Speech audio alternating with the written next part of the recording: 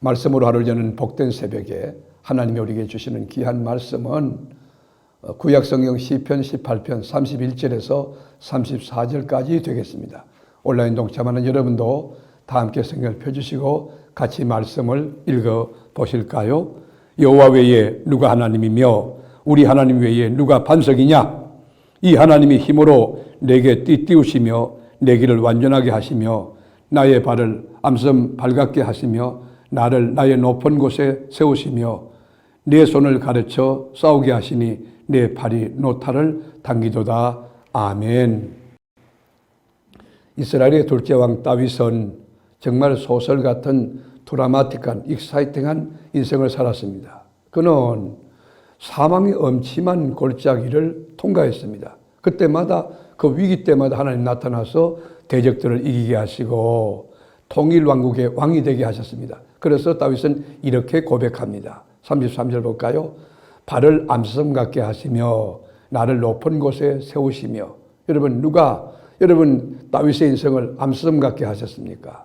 이 인생의 주어가 누굽니까? 어거스틴은 암사섬의 발은 거추장스러운 것을 벗어버리고 가볍게 달리는 것이라고 정의했습니다. 암사섬의 발은 뾰족한 바위, 위험한 바위, 악한 악산을 잘 달리는 그 발로 이렇게 잘 무장되어 있습니다.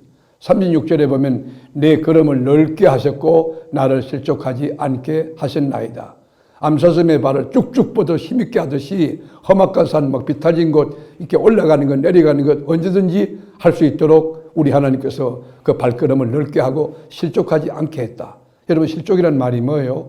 발을 헛디뎌서 여러분 발목이 부러질 수 있고 이렇게 목숨을 잃을 수도 있지 않습니까? 높은 산을 오르낼 때 실족은 굉장히 위험한 일입니다. 고산에서 실족은 죽음에 이를 수도 있습니다. 여러분, 코로나 팬데믹 이후에 우리 사는 시대가 어떻습니까? 불확실합니다. 그리고 뭔가 쫓기는 불안감, 이 공포감, 두려움이 있습니다. 아무리 노력해도 안 되는 한계가 있는 거죠. 불가항력적인 일들이 많습니다. 계획한 대로 됩니까? 내 뜻대로 됩니까? 일찍 일어난다고 됩니까? 여러분, 노력한다고 됩니까? 여러분, 인간은 우리가 살다 보면 언제나 푸른 초장만 펼쳐지는 게 아니에요. 사망의 엄침한 골짜기도 우리 앞에 있을 수 있는 것이에요. 사망의 짐승들이 공격하기도 합니다. 제도와 이렇게 상황 자체가 어려워질 수도 있습니다.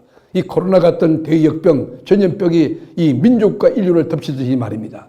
그럼에도 불구하여 우리는 합력하여 선을 이루시는 하나님을 바라보아야 되는 거예요. 그 환경 속에도 주님이 계시고 그 환경 속에도 주님이 역사하고 우리를 도와준다는 사실이에요. 여러분, 실족의 위험이 많은 이 시대에 다윗의 기도를 우리들도 할 수 있어야 됩니다. 다윗의 여러분 기도는 원수들이 막 공격할 때에 구원하시니 하나님밖에 없다고 하나님께만 의지하고 매달려 기도했어요. 여러분, 다윗은 왕이 되기 전에 전임자였던 사울에게 엄청난 핍박을 10년 이상 받습니다. 여러분, 3,000명의 군사를 끌고 자기를 죽이려 했을 때, 모함하고 여러분 이 압박해 왔을 때, 공격해 왔을 때 죽음의 위기가 얼마나 많았습니까? 그렇지만 다 뚫고 이겨나가서 결국 30세의 왕이 됐고 40년 동안 강력한 왕권을 휘두르게 됩니다. 여러분, 얼굴도 모르는 이방인들이 와서 다윗 앞에 무릎을 꿇습니다. 43절 보실까요? 주님께서 나를 백성의 다툼에서 건지시고 여러 민족의 어떠므로 삼으셨으니 여러 민족에 내가 알지 못하는 백성이 나를 섬기리이다. 그들이 내 소문을 들은 적시로 내게 청종하며 이방인들이 내게 복종하리로다. 이방 자손들이 세잔하여 그 견고한 곳에서 떨며 나오리로다. 여러분, 이 항복하지 않을 것만 같았던 강력한 나라들이 다 다윗 앞에 무릎을 꿇었다는 것이에요. 여러분 앞에도 크고 작은 문제들이 산주해 있을 것이에요. 해결의 열쇠 누구에게 있습니까? 하나님께 있어요. 어떤 문제가 있어도 오직 하나님을 바라보고 하나님을 믿고 하나님께 기도하고 나갈 때에 하나님의 손이 역사하는 거예요. 46절에 보십시다. 여호와는 살아계시니, 여호와가 살아계신다는 거예요. 나의 반석을 찬송하며 내 구원의 하나님을 높일지로다. 하나님은 전능하시고 살아계시고, 여러분 세상의 우상은 인간의 작품에 불과하고 그 생명력도 없잖아요. 50절에 보면 여호와께서 그 왕에게 큰 구원을 주시며 기름 부음 받은 자에게 인자를 베푸시며 영원토록 다윗과 그 후손에게로다. 이 말씀이 우리에게 이루어질 수 있다면 이보다 더 큰 축복 어디 있을까요?